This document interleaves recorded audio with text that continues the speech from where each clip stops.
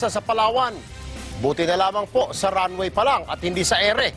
Walang nasaktan pero ang mga naaberyang pasahero nang gagalaiti dahil sa pinabayaan daw sila ng kanilang mga airlines. Errol Kabatbat, ikwento mo. Nang gagalaiti ang ilang pasaherong pabalik sa Maynila na makausap namin sa Puerto Princesa Airport kaninang umaga. Mahigit 12 oras na kasi silang stranded simula pa kagabi matapos masagi ng pakpak ng eroplano ng Cebu Pacific ang eroplano ng Zes Air. Reklamo ng mga pasahero ng Zes Air na perwisyo na nga sila, hindi pa sila agad inisikaso ng airline. Bulok ang management ng Zes Air sa ginawa sa amin. Kung sino yung unang nakalista, paalisin ngayong umaga. Ngayon, wala na naman.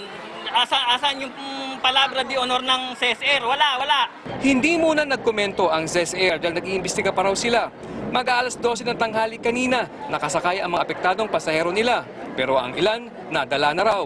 First time ko po sa Zes Airline pero hindi ko po ito mairekomenda sa mga kaibigan ko, especially na nasa Canada po.